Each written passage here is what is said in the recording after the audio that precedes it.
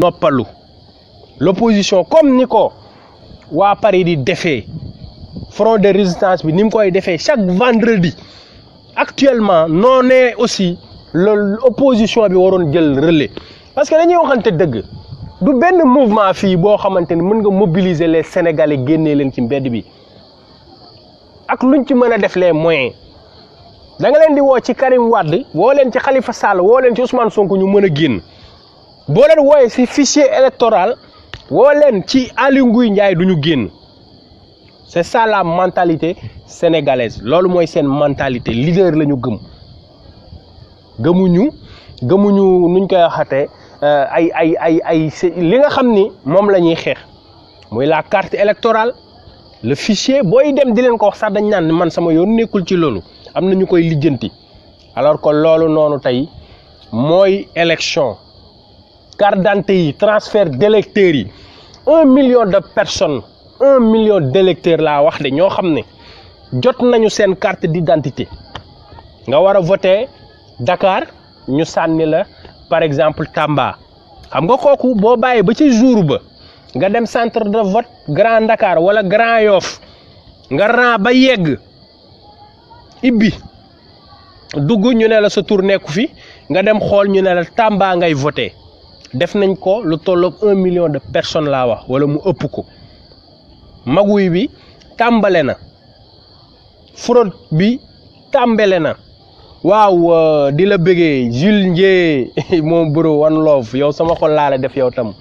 Jules Ndié jaajëf waaw yaa ma gën a xam Bob Ba one love jaajëf maam Kumba Kan Diallo yow tam maa ngi lay ziar bu wér Pape Mballo Baye Fall jaa ngeen jëf waaw jaa ngeen jëf donc mu nekk loo xamante ni nii Macky Sall fu mu ne nii boo gisee keroog biñ ko ne dindil Aly Ngouille Ndiaye ngir jàmmamu tëb ne du ma ko def c'est parce que Aly Ngouille Ndiaye donc moo am capacité morale physique ak intellectuelle pour mener li nga xam ne mooy braquage électoral bi war Aly Ngouille Ndiaye quand tu l'entends parler da nga naan kii moo gën a jub ci àdduna bi délinquant la comme ni leen ko yàgg a waxee c'est un voleur amul lu mu sañ ta def mooy ñooñ nga xam ne du ñuy tiit Aly Ngouille Ndiaye mooy genre yooyu noonu du ñuy tiit waaw naka la ñuy sàccee naka la ñuy defee njuuj njaaj naka la ñuy lëbëjee Aly Ngouille Ndiaye da koo xam te il n'est pas des cancres parmi les cancres de l'APR kooku yàgg naa leen ko wax aussi voilà école polytechnique la génne jàng na xam na bu baax li mu jàng voilà dafa dëng nag moo tax fu mu ne nii Macky Sall boo waxee Aly Ngouille Ndiaye mu ne du ko def léegi nag dès lors moom Macky Sall li nga xam ne ñu ngi koy revendiquer muy benn revendication muy fichier électoral bi ak Aly Ngouille Ndiaye dégagé moom nee na Aly Ngouille Ndiaye du dégagé loolu on prend acte ndax Aly Ngouille Ndiaye dina dégagé wala Aly Ngouille Ndiaye du dégagé beneen bi mooy la carte électorale maanaam parrainage bi tey fichier bi nga xamante ni moom la conseil constitutionnel jàpp sukkandiku éliminer ñi ko neex bàyyi ci juróom-ñaari nit dong la ñu bàyyi pour ñu nekk candidat te juróom-ñaar ñooñu démb du ma ci dellu si waat wax naa leen ko li ma ci xam ñi ñuy téye ñi ñuy dàq ak ñëpp kon voilà merci beaucoup Sayer Ba yow xam nga lépp voilà il faut être très tordu pour gérer ministère de l'intérieur Abdoulaye Wade bi mu koy def Ousmane Ngom parce que xam na ne Ousmane Ngom aussi gëmul dara délinquant la voilà di signer ay arrêté yoo xam ne benn Sénégalais amul droit dugg ci biir plateau bi foofu naan dafay marche pour lan te ñun ñu moom suñu plateau côté boobu Abdoulaye Wade waru ko nangu sax en tant que démocrate côté boobu moom Abdoulaye Wade daf ci nelaw mais bon le mal est déjà fait mais dañuy ñëw ci liñ ko li nga xamante ni mooy la carte électorale bi foog ñu xam ñan ñoo nekk ci fichier bi man de vérifier naa site bi boo ci duggee effectivement man bi ma dugalee sama numéro d'identité samay référence xam naa bureau de vote boobu maa ngi ko def juste avant les législatives mais malheureusement vote amul waaw man maa ngi ko def juste avant pour xam ban bureau laa nar a voté binduñ ko sax ci carte yi te normalement soo gisee Macky Sall mu couplé braquage bi dafa Macky Sall mu ngi ko tàmbalee depuis référendum ci référendum bi la ñu tëju ñoom ñëpp ci néeg référendum ba laa la wax la ñu tëju ci néeg moom Macky Sall ak ay bandem Aly Ngouille Ndiaye ay Abdoulaye Daouda Diallo Amadou Ba ñoom ñëpp ñu tëju ci lañ tàmbalee ne nag élection yi foog ñu sàcc ko ñu indil ñu benn référendum sàcc bi première étape bi mooy il faut que bu ñu mënuñu def 5 ans parce que bu ñu defee 5 ans dañ ñuy duma on va faire 7 ans forfaiture boobu noonu nañu impliqué conseil constitutionnel bu ko defee conseil constitutionnel jàllale loolu mu jeex c'est passé comme une lettre à la poste Sénégalais yi ils n'ont pipé mot voilà un candidat taxaw ne bu ngeen ma falee te est-ce que xam ngeen ni loolu bi ko Macky Sall di wax Sénégalais yi laay waxal bi ko Macky Sall di wax waxu ko avant sax ñuy dem premier tour il l'a dit entre les 2 tours mu nekk un fait majeur loo xamante ni Sénégalais yu bëri décidé nañ ne kii jar na votel parce que lii mu wax nii ku jar a votel la parce que dafa taxaw ne man bu ngeen ma fale mandat bii ñu ma fal pour 7 ans dinaa ko indi 5 ans ngir dina démocratie sax fi un engagement que Macky Sall a pris entre les 2 tours il a trahi le peuple kon normalement bu fekkoon ni ñun dañoo nekk ci pays de droit état de droit non destitution waroon na mën a am destitution dafa waroon mën a am Macky Sall dañ ko waroon destituer parce qu'il n'était plus légitime 2 ans yi mu fi toog yëpp il n'est pas légitime c'est pas un président légitime usurpateur la donc bu ñu avancé ngeen xool 15 points yi ñu indiloon ci référendum bi 15 points yooyu kan moo ma mën a fàttali rek kan moo ma mën a fàttali benn point buñ ci appliqué ban point lañ ci appliqué ci 15 points yooyu noonu ñu ne woon référendum bi jël fi les salopards là de théâtre kat ay saa neex gars yi nga xam ne gëmuñ dara waaw gëmuñ dara seen xaalis seen poche rek te di ngeen fii ak 2 semaines fii ak 2 semaines fii ak ñuy dugg le premier février di ngeen commencé gis ay sketch yu bees waaw ñu dem sélectionné waat ay artistes ñoo xamante ne ñii comme làmb ji niñ ko defee rek pour gëlëmal leen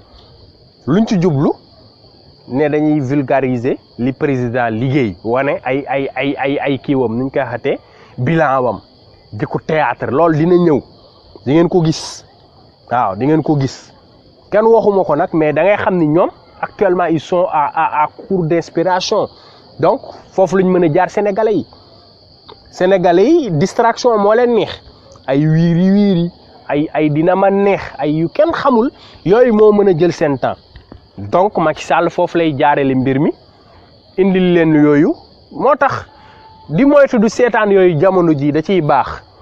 parce que ci révolution lañ toll révolution buñ ci tolloo da ngay seetaan lu lay aaluloo da ngay jël lu lay aaluloo pas ngay naan wala ngay tux bon wala ngay drogué wu mais da ngay dem di xool li lay xabtalloo mënd bi fenu Macky Sall yi injustice bi yooyu ay xabtal la yoo xam ne ay Pape Alé Niang demaat déglu les live de Assane Diouf c'est très important yooyu da lay xabtalloo mais pas di seetaan ay wiiri ay yoo xamante ne mooy loolu ñoom ñëpp ay corrompu lañ ñoom ñëpp c'est des corrompus bientôt di nga leen gis ñoom ñëpp ñu commencé def ay sketch TF muy jàll TFM télé yëpp laa wax sauf Walfadjri looloo fi nar a am waaw bu ko defee ñu naan dañuy wane ay terre parce que déjà voilà justement tàmbale na avec Fou Malade ak Matador gis naa leen barki démb ñu def benn clip bu ndaw naan xawma lan terre bi 28 volts ak boo ko kee dalay maas xam nga yooyu terre bi ci boppam moo warut a am bañ naan ay dalay maas ak xawma nangami volt la bu jaaree fii on s'en tape ci lan moo tax Fou Malade dem def loolu waaw dañuy jàngale terre bi ndax day maas rek man xam naa bu baax fi ñuy waxee mais ñun est-ce que pare nañ ñun est-ce que terre tey jii nii mooy suñu priorité donc mu ngi noonu daal yàlla mi ma tiim maa ngi gis Ndeye Marie Kane di bind ay idole série yii nii yàlla mi ma tiim laa wax man maa ngi ko bàyyee seetaan ca un café avec yàlla xam na loolu wallahi azim waaw un café avec laa bàyyee seetaan du dina ma neex du benn série boo xam ne toog naa seetaan ci 5 minutes waaw damay romb nii rek di gis titre yeeg yooyu parce que dama toog analyser xam ne lii non amul benn sens quoi amul njariñ voilà amul benn njariñ la dem daayira moo ko gën foofu dem nekk ci yeneen toog di seetaan ay distraction yoo xamante ne diw moo dàq ak léegi fan la ñu mujj ay diw daf ma neex diw dafa coofe foofu rek la ñuy mujj koo xamante ne doo si mës a jot di def ay promotion ay ñoo xamante ni tey xoolal Pod je n'ai rien contre lui ah je n'ai rien contre lui mais imaginez koo xamante ni bu jéewuloon film ah mais naka la mën a genre nit yi naka la ñuy nokki ñëwee naan dañuy doon star parce que joué nañ benn rôle koo xamante ni figurant la ci benn rôle xam nga maanaam ñun dañuy def promotion de la médiocrité promotion boobu la ñuy def Sénégal dañuy jël koo xamante ni tekkiwul dara amul xam-xam buy yee amul xam-xam buy defar ñu promouvoir ko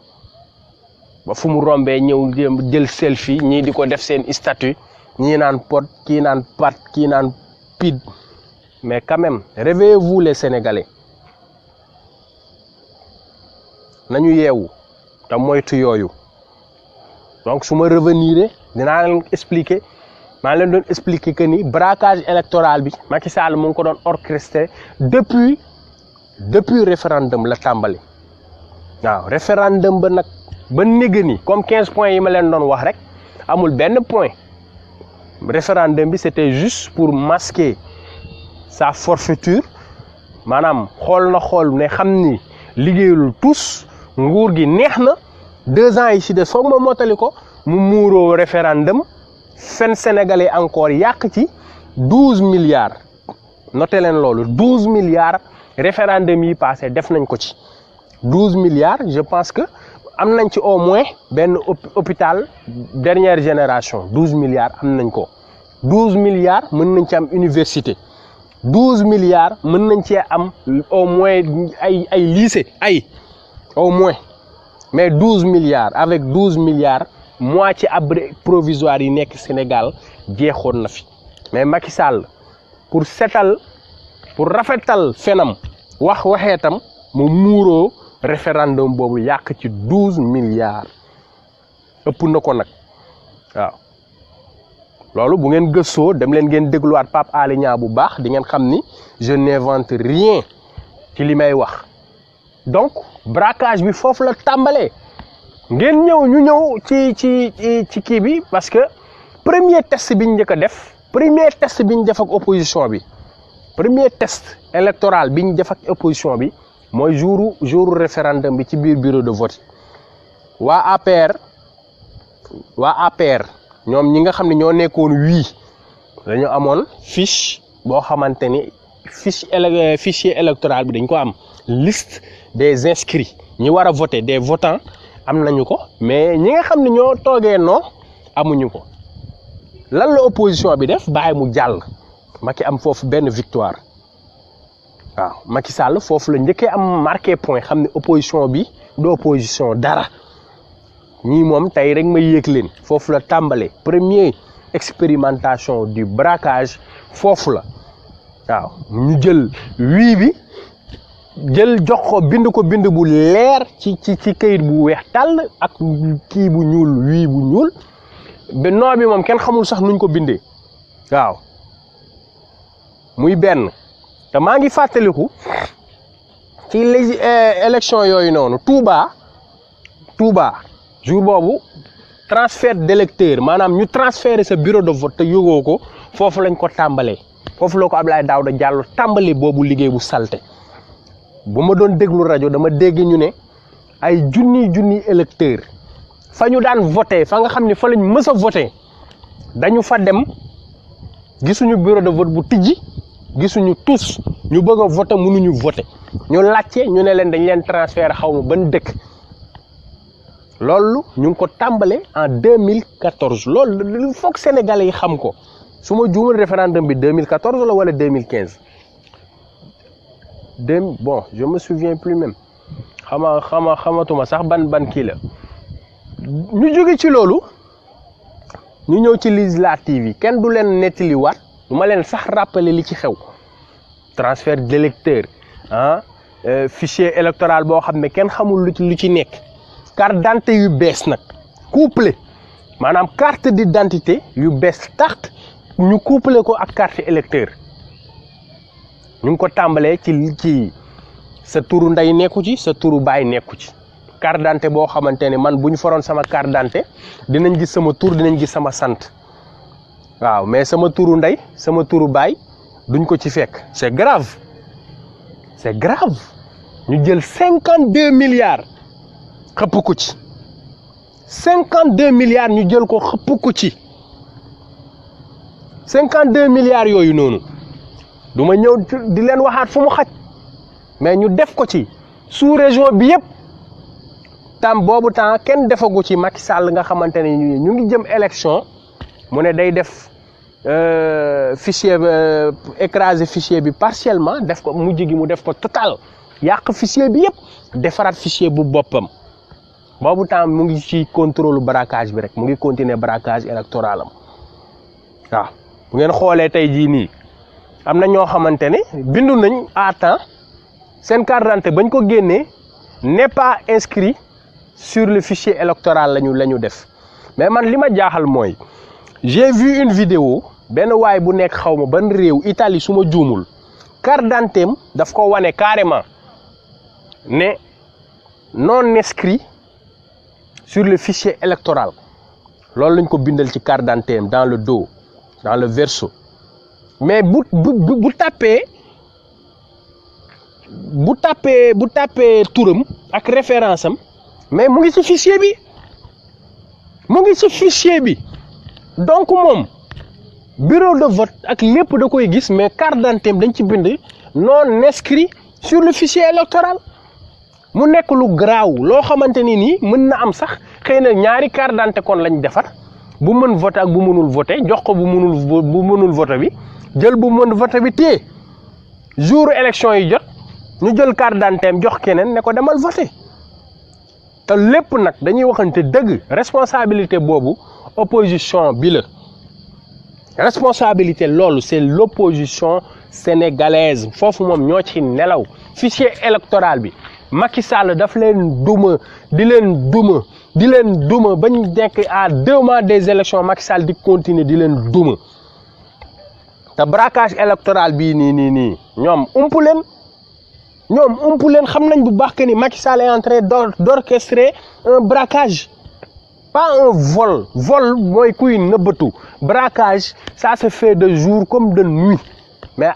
avec des armes Macky Sall nag ay armes la dafa jël pistolet maanaam su ma nee pistolet mooy conseil constitutionnel la justice la gendarmerie les services de l'ordre pour teg ko suñu tàmp yi loolu la Macky Sall def et ce qu'il a fait waaw donc opposition bi ñoom ñoo ñu tooñ ñoom ñoo waroon parce que tamit bu ñu waxantee dëgg nit ki boo jógee créer ne serait-ce qu'un mouvement sax tey jii ñun bu ñu amee légitimité en tant que mouvement dafa jot di wax ci yenn kii c'est parce que nous avons un mouvement ne ñun lii la ñuy xeex te loolu noonu dañ ko war a xeex opposition dafa war a am rôle am opposition dafa war a assumer rôle am bu Macky Sall jalgatee ngeen teg ko ci yoon Macky Sall moomul réew mi woote na xaw ma nuñ koy waxatee dialogue national pour mooy bi mu bëggee bàyyi Karim Wade rek neexal ñenn ñi ne leen bu ngeen ñëwee taxaw leen ne bàyyi leen ñaan leen ma bàyyi Karim bu ko defee ñu jàpp ne médiation la c'était ça parce que boobu temps pombiteer bu tàng la ci moom Macky Sall bëgg bàyyi Karim Wade ndax la pression internationale xamul nu mu koy bàyyee mu orchestré loolu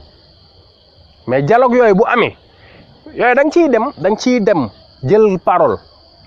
journaliste yaa nga fa ñu ngi bind nga wax sa position claire net ne man lii laa gëm Macky Sall man yow gëwuma la sàcc nga wax ko clairement quoi xam nga tamit yooyu mooy indi Macky Sall bu ngeen génnee ne tëju ngeen waxtaan bu ngeen waxtaanee li mu ngeen jàpp du ko def mais c'est parce que da ngeen bëgg a dillanteeg moom waaw ay Omar Sarr bañ fa demee c'était trop de respect taxaw woy monsieur le président photo wu comme si de rien n'était dialogue moo leen fi indi d'accord mais dañuy dialoguer su ngeen gisul lu ngeen xam ngeen jël seen bagage ngeen génn mais boycott moom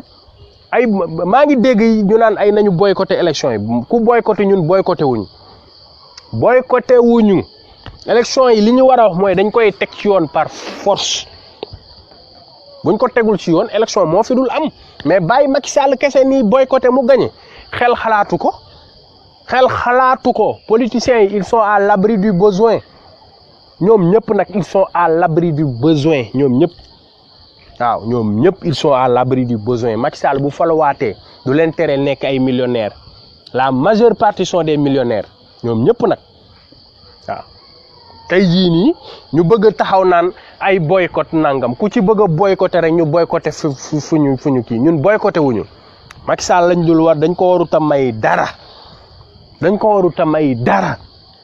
waaw heure bii nii normalement incarcération yi dafa waroon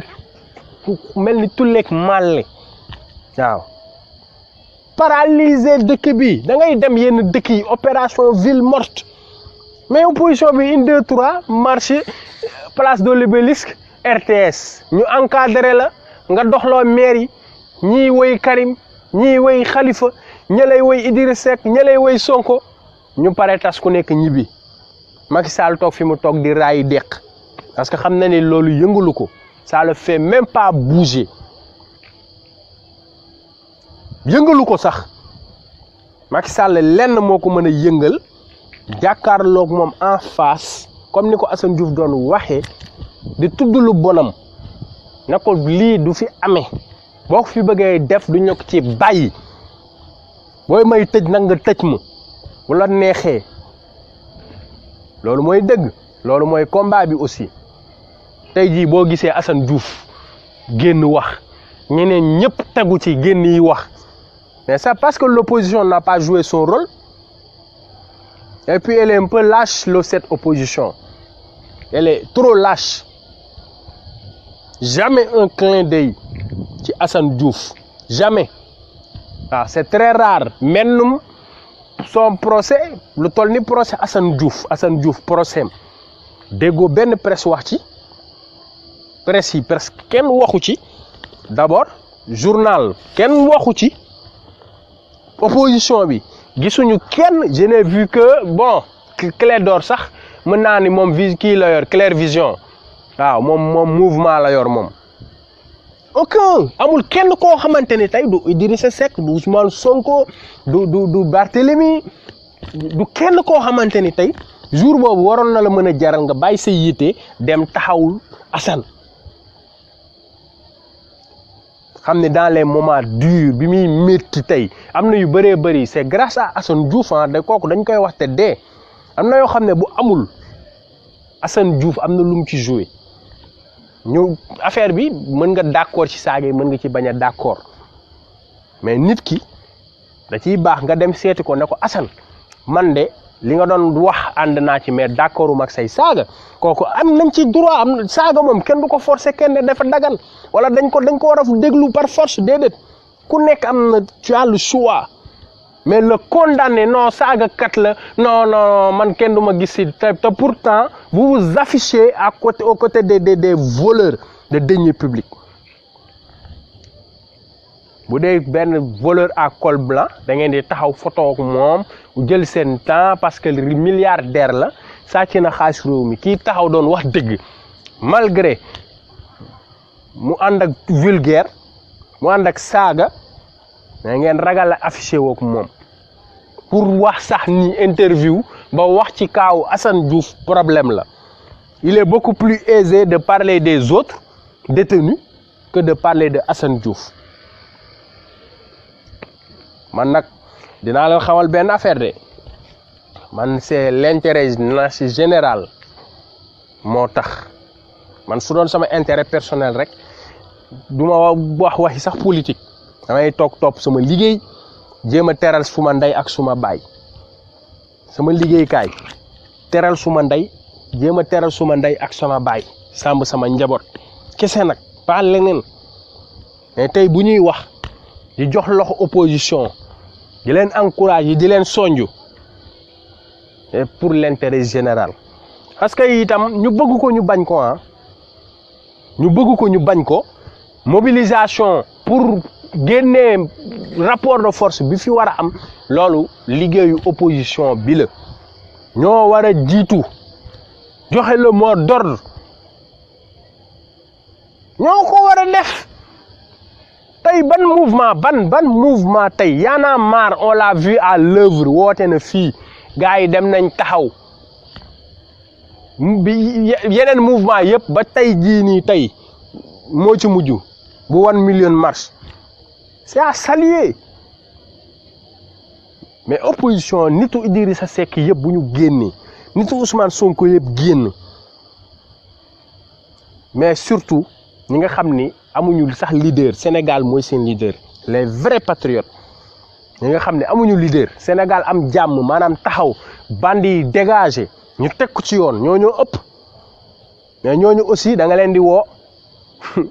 xaw ma fu ñu nekk ci àddina xaw ma fu ñu féete te pourtant bari nañ man fan lañ nekk laa xam parce que tamit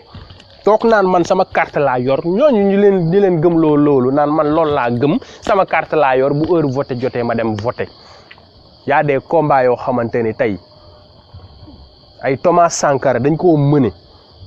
ay Nelson Mandela dañ koo mëne Martin Luther King ñooñu dañ koo mëne mais fii suñu réew Ablaye Wade daf koo mëne loolu foog gars yi xam ko du toog dem voter waaw non man duma politique mais man sama carte laa yor bu kiiwul ñu sanctionné sénégalais yi loolu waxu daanu saret la gawma loolu man wallahi gawma loolu ngeen foog ne tey jii nii loolu buñ ko doon def dinañ am indépendance da ngeen jàpp ni ñun Sénégal tey lan moo ñu may indépendance bu dul la lutte seule la lutte libère tey jii nii nag ñàkkaat nañ suñu indépendance c'est vrai dañoo ñàkk suñu indépendance dañ ko ñàkk totalement amuñu indépendance Sénégal du lu neex nga waaye wax lu waaye neex def buñ demee ba ay ku bind benn commentaire ci affaire de Charlie Hebdo nga def 4 ans en prison kenn waxul organisation des droits de l'homme ay rado yi nga xam ne dóor xaalis défendre góor jigéen yee leen gën a yomb parce que ci lañ leen di joxee sax xaalis bu bari que défendre des innocents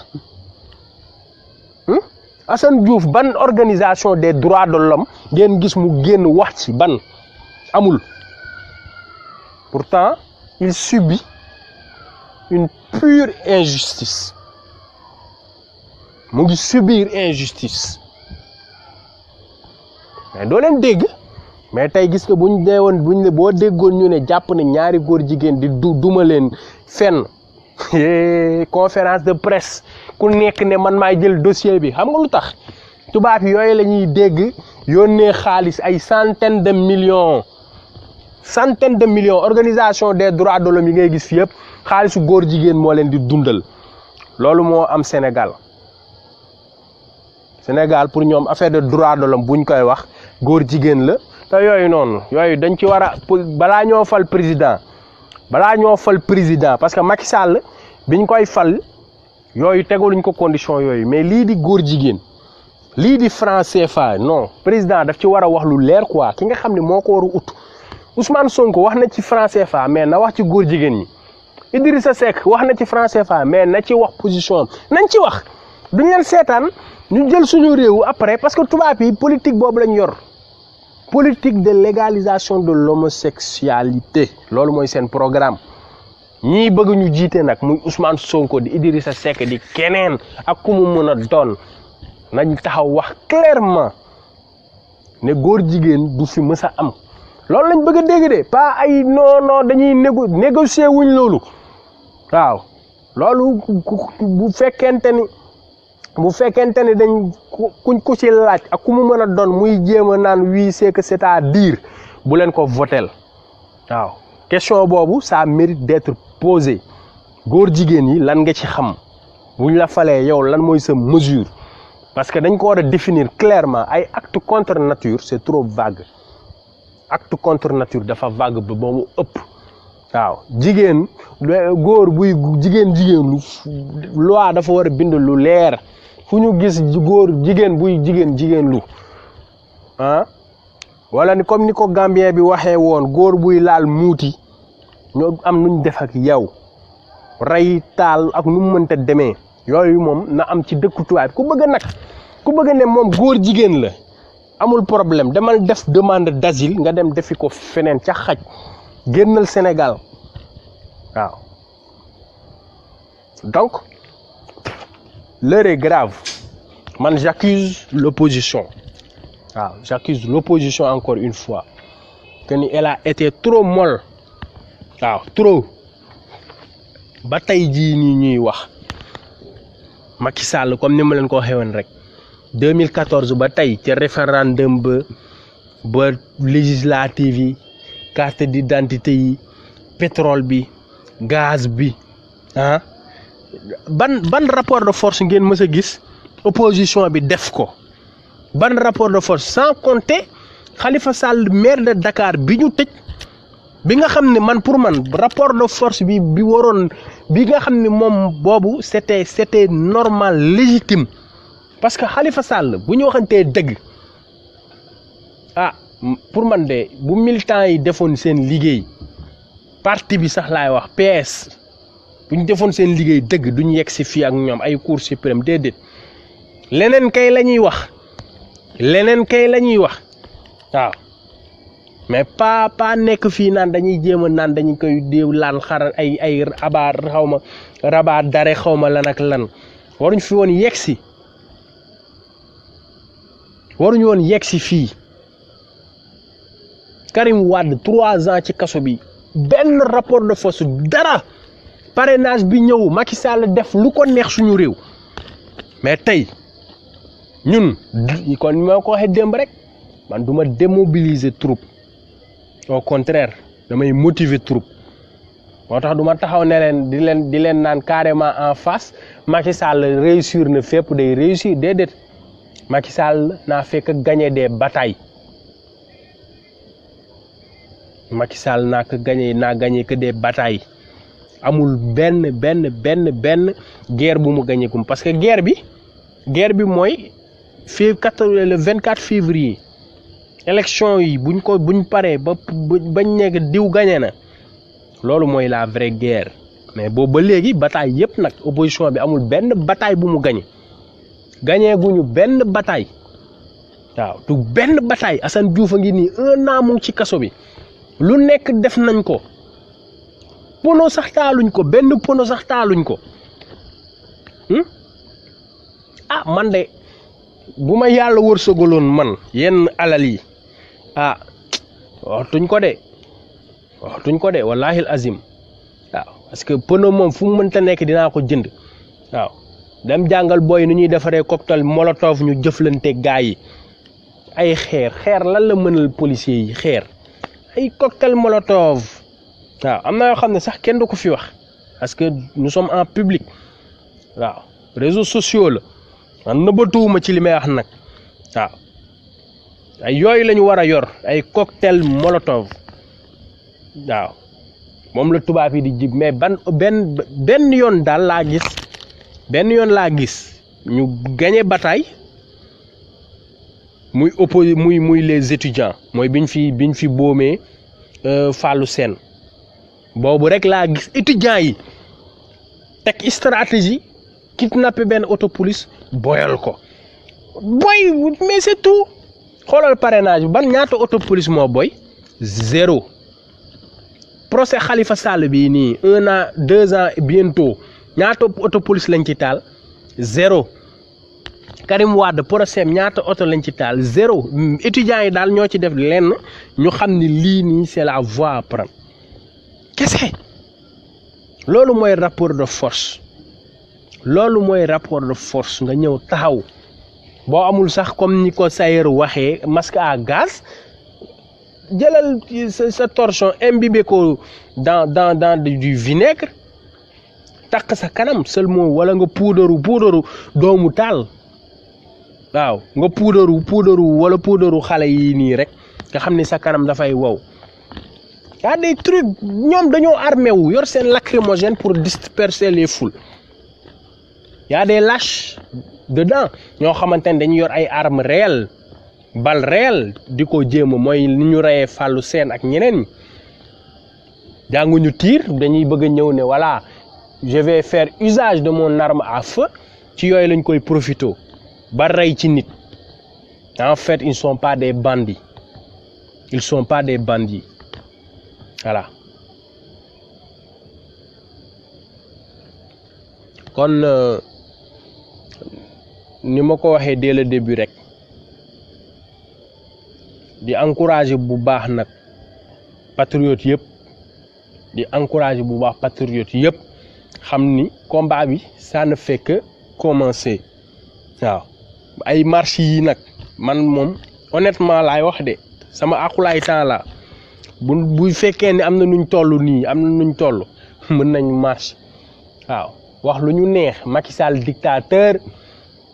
Aly Ngouille Ndiaye dégage Macky Sall dégage ñoom ñu dégg ko mais du am njeexital bu ñu bëggee am njeexital bu ñu bëggee mu am njeexital laa wax suñu combat bi il faut hausser le niveau il faut hausser le ton pour mën a am ndam on le fait pas pour violence wala dara waaw Jiji même 5 minutes rek dinaa ibbi ligne bi incha allah parce que ñun violent wuñu tooguñu toog ñi xëy ne non dañoo bëgg taal Sénégal déedéet demeewul noonu on a été oppressés nous sommes des opprimés persécutés martés mais tey jii nii buñ lay dóor nga dellu ginnaaw loolu sama sëriñ bu baax bi daf moo ko def ñu ko wax du benn yoon du ñaari yoon ñu mës a toog ci kanamam yëpp yàlla na fi yàgg te wér moom maam Thierno ndaamal daaru nooree ni mu ne bu fekkente ne nit daf lay attaqué di la wut non dellul reculer rek dellul ginnaaw su foncé sa kaw demal gauche bu foncé waatee sa kaw nga dem droite fais tout pour éviter les histoires mais soo xoolee gauche droite ak sa ginnaaw amoo issue dalal ci kawam te ñun foofu lañ toll maanaam dañoo sës actuellement dañoo sës waaw foofu lañ toll ak Macky Sall dañoo sës waaw donc non mais Awa Diop mooy li ma la wax rek xam nga ñun amuñu moyen bi opposition bi am waaw opposition bi dañuy nekk di sàmb seen image xam nga Ablaye Wade man lu tax ma fan paa bi loolu la ba mu ciy toll laa wax moo ko Abdou Diouf da daan téye micro téye ndaw yi moom du woon sax seet ñu naan yaa génnee ndaw yeeg si yoonam nekku ci parce que son combat était légitime récemment publié waat nañ vidéo boobu delloosi ko dama ko doon déglu mais sama yaram da doon daw ma ne kii xool déglu leen discours yi nii rek man Ablaye Wade man mooy sama Nelson Mandela pour man Ablaye Wade je le préférais dans l'opposition que même dans le pouvoir bien que def na lu rëy ci pouvoir bi et je le préférais dans l'opposition da daan galvaniser da daan joxe hargne mobiliser ndaw yi gëm ko un vieux koo xamante ne ay boy yu am 17 ans 18 ans 20 ans ñoo doon topp Ablaye Wade qui a ce discours actuellement Ousmane Sonko de moo ci tane moom moo tax ñu koy jiiñ dafa réew dafa nangam réewul Sonko réewul il n'est pas impoli réewul de c'est parce que loolu la laaj man pour man dafa des sax il doit hausser le ton il doit hausser le ton yëkkati niveau bi waaw mais ñeneen ñi ko ci ne nii ah Macky Sall nii Macky Sall da joxe carte ban ba yow da ngay di am ngeen moyen vous avez les moyens mettez-les au service des patriotes ngeen xool ndax Macky Sall dina dégager wala du dégager Abdoulaye Wade bi mu duggee université fa taxaw carrément daf ne loi amul benn loi bu autorisé policier pour mu dóor leen man buñ ma dóoree damay fayu yéen itam ku leen dóor na ngeen fayu te c'est la vérité benn GMI benn policier amul droit dóor la nit kenn du ko dóor dëkk taa bi woo fa dóoree dañ lay tëj de da ngay tëdd ku blessure volontaire waaw mais taxaw mbelelelele discours tolluñ foofu waaw tolluñ foofu actuellement il faut être violent avec Macky Sall parce que lui-même il est violent waaw ay waxu sage yooyu noonu nag bon nañ ci génnee quoi honnêtement donc maa ngi tijji ligne bi fexe quelques patriotes parce que tamit bon live bi moom live patriote yëpp la dafa jot TV pour patriote yëpp la sans exception voilà donc man moom mu ngi noonu daal waaw di leen xamal que ni le 12 incha allah le collectif des citoyens sénégalais te waa mouvement dafa jot bokk ci incha allah dañuy yëngal wax lu ñu neex Macky Sall saay-saay bi incha allah waaw donc ñu jéem a xool ñan ñoo nekk ci ligne bi je vois Père Bamba Dieye mu ngi def ajout en cours allo bon Père Bamba dafa mel affaire bi problème de connexion la allo. allo. waaw Père. yaa ngi may dégg. maa lay dégg bu baax waaw. mon grand je veux pas être long là benn appel rek laay lancé. waaye allez-y Père. mais balaa may commencé nag la baronne Seck la su ma doom jooju sant Seck te ma récupéré ko. waaw. la baronne bugg nga lekk bàyyi ceebu jën yi ngay def ci Facebook bi comme ça ñu koy gis la baronne bàyyi ceebu jën bi ngay def noonu. yaa ngi dégg. ak suppu kànja yi. non la gis nga cekkeen yi dañu ëppal. vraiment cekkeen yi yow maa ngi lay protéger di la kii pour ba gars yi bañ la ngay jël ay ceebu jën di ko teg noonu ah la baronne da nga bàyyi yooyu ngay def. ah dafa mel dafay ceeb bi day yëngal yaram de. non mais kii du nit xam nga cekkeen yeeg jawee nii nag cekkeen yeeg jawee nii daal non kenn mënu leen téye. dëgg la lekk rek. dëgg la. mon grand. xam nga lu ma bëgg a wax patriote yi. patriote yi. rapidement. nañ oonte ku nekk xam nga na fi numéro yi nekk rapidement dans les 48 heures. buñ mu ñëwee toog waxtaan. dañu boloot la ak mariage. ñu añ ensemble waxtaan. buñ mutee 20 ou 30 sax. nañ ootante dañuy boloot waxtaan rek añ dégg ngeen. incha allah. waaw nañ daje physiquement quoi loolu laa bëgg. incha allah amul benn problème dinañ ci taxaw. ok mon grand déglu naa la li nga wax kii na ma bàyyi ñeneen ñu dugg quoi maa ngi leen di déglu. ok père nekkal si jàmm. je suis entièrement d'accord. jaajëf merci beaucoup et gars yi pensez à ça ñun ñu nekk Sénégal. il faut que ñu gisee am na yoo xam ne mënuñ koo wax xam ngeen boloot beeg mariage bi mënuñ ko jouer si Facebook bi. dëgg la. waaw. carte bande nañ ootante rapidement gisee dégg ngeen. jaajëf père. ok bisous. one love. jaajëf kooku mooy Père Bamba Gueye suñu doyen ci raag bi wax dëgg yàlla patriote dëgg la waaw patriote dëgg la parce que mënoon na toog mais déedéet day wàccee boppam ànd ak ñun waaw boo ko gisee gars yi sur le terrain da ngay jàpp ne mooy loolu waaw on se rappelle fii bi mu fiy joxee verdict gu Khalifa Sall bi ñun ak moom ñoo nekkoon ci mbedd bi di yëngal donc di jaajëfal waa patriote yëpp encore vraiment seen taxawaay nice na trop ñu xool jiji ba xam putain man maa ngi commencé am migraine dama xàppati bopp bi daal mu ngi naan tel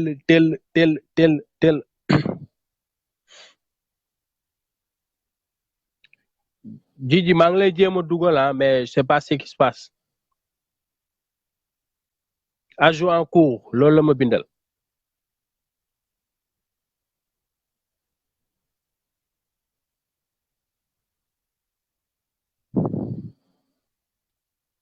ajout en cours toujours en tout cas il faut que gars yi changer stratégie il faut que mooy loolu quoi bu fekkente ni opposition bi deful liggéeyam ñun patriotes yi dinañ def liggéey bi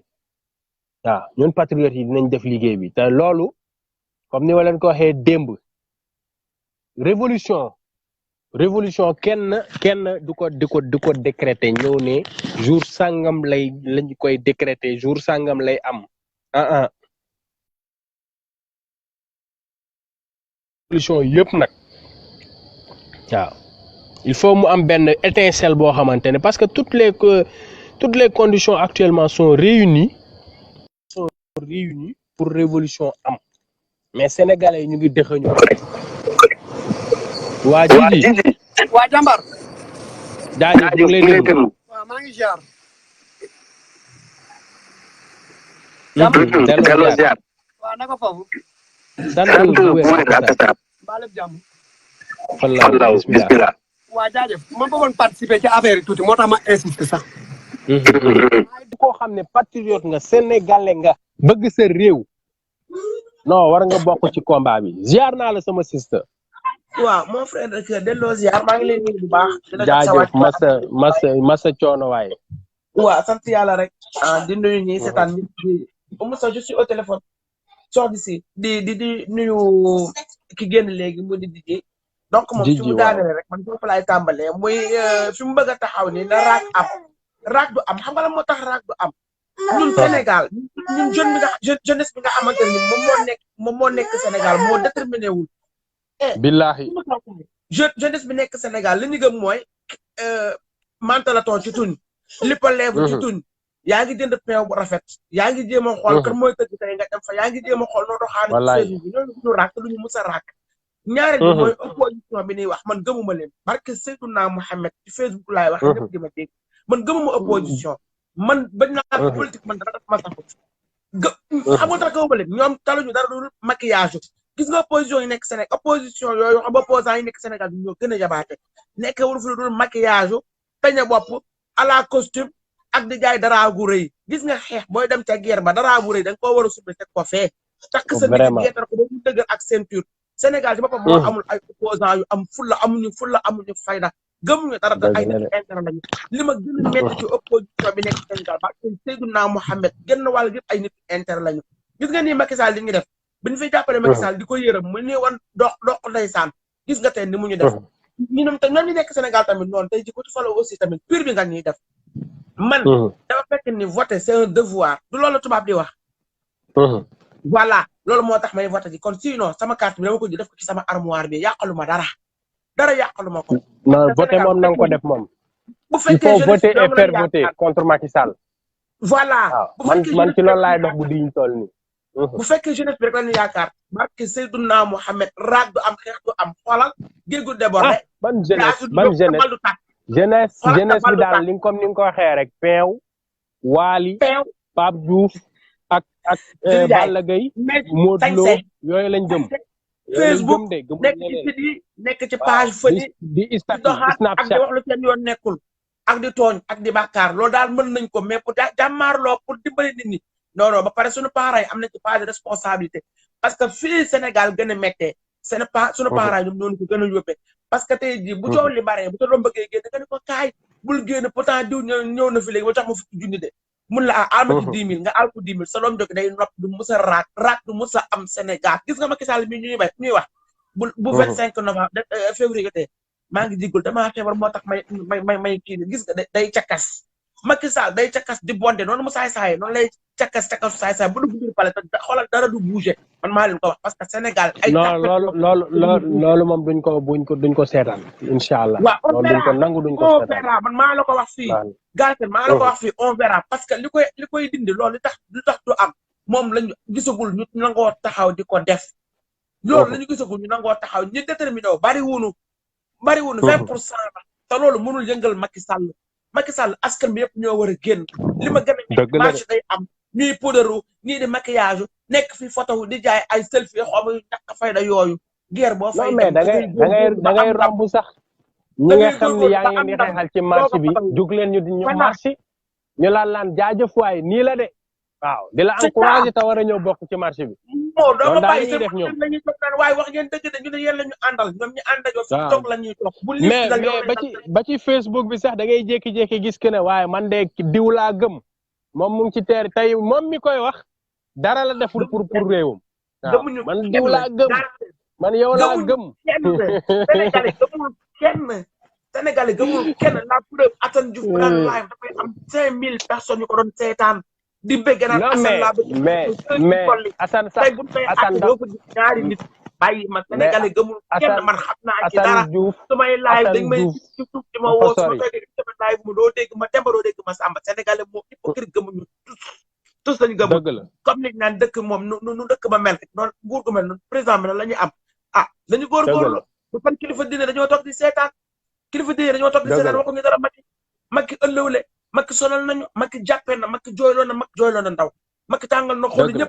ñëpp la tàngal seen xol man su ma doon Macky billahi wallahi yenn saaga nday yi man de garab ma saaga internet dama koo jooy yor sama course di ñaan yàlla Macky saaga nday yi ko Assane di saaga bu doon nit la day jël ay kàggoom ay kagaagat ni wala ci biti abale ndax loolu mooy ngor nit da ngay am ngor bul foqati Macky dafa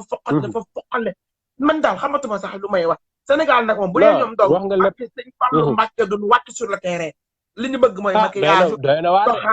sol peew jiin bu rafet chemise bu rafet ñii greffage bu marché amee juróom-benn ngay gis te ñu ngay gis dañuy photo lañu fa nekk ci ngi nii on était là waaw kay marché validé dara ngeen validé wul marché benn non mais Baron xam nga lu ma gën a jaaxal marché bu amee manifestation bu amee ñii seetaan live yi ñooy ëpp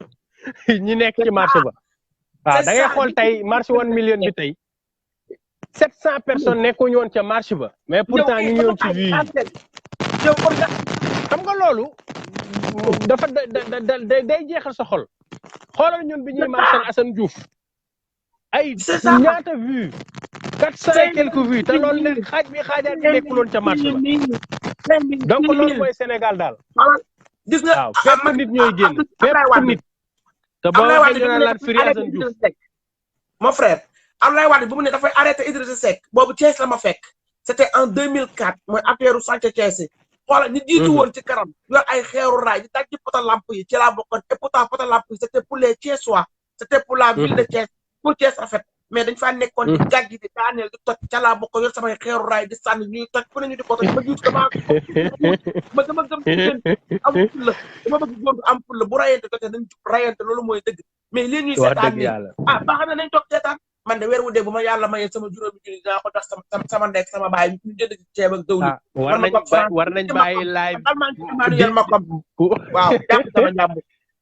dëgg la Baron kontaan naa ci yow bonne guérison prompt rétablissement jaajëf kooku mooy système Baron en tout cas wax na lépp moom itama vraiment da ngay xool live yi moom la ñuy gën a topp que dafa ñaaw marche yi ak képp ku ko mënta woote muy 1 million di front pour républicain di feneen képp ku mën a woote je pense que sénégalais yi dañoo war a impliqué wu bu baax a baax ci yooyu voilà donc mu ngi noonu daal y a trop de lâcheté honnêtement mooy loolu daal mais man comme ni ma leen ko waxee rek révolution daal benn nit sax déclenché na révolution ci lu gaaw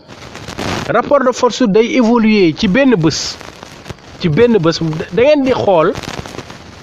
xool par exemple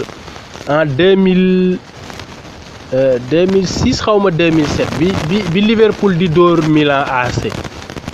gis nga bi Liverpool di dóor Milan AC pourtant Milan dafa mëne woon Liverpool 3-0 ñi xamul football ñëpp ñi nga xam ni gëmuñu changement ne Milan jël na coupe bi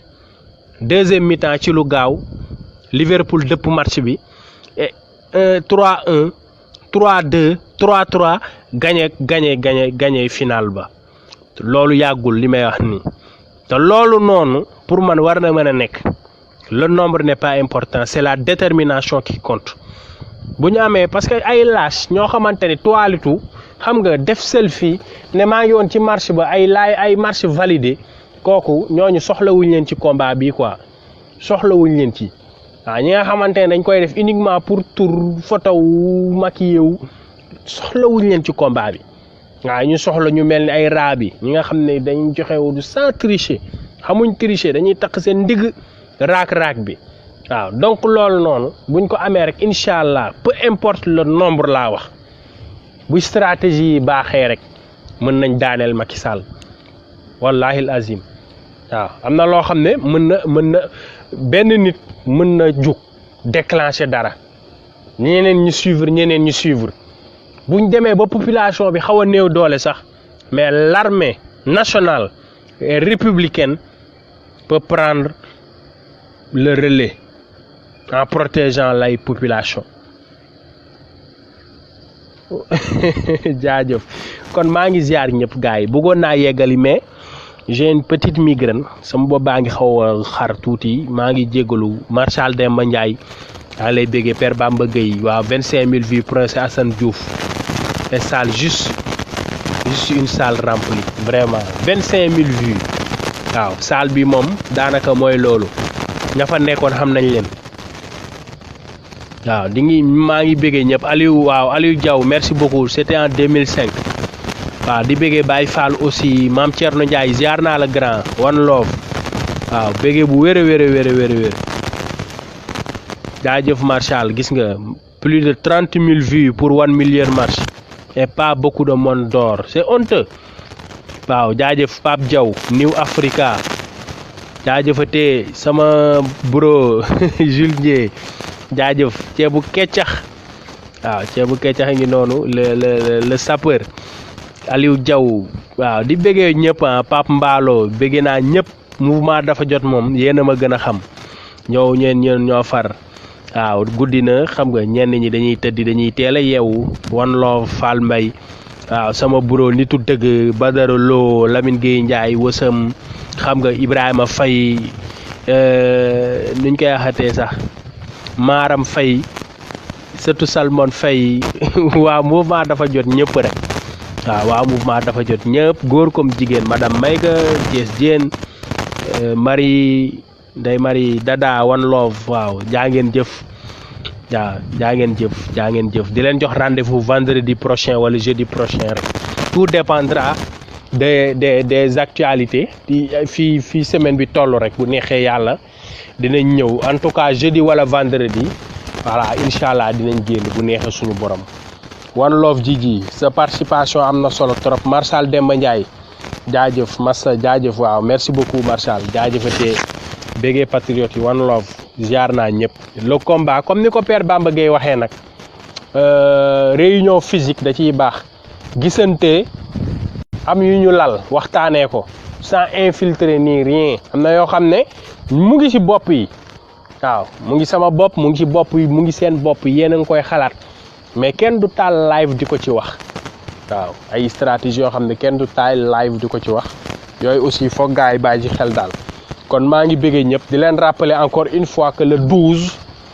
le collectif des citoyens nga xam ne citoyens yi la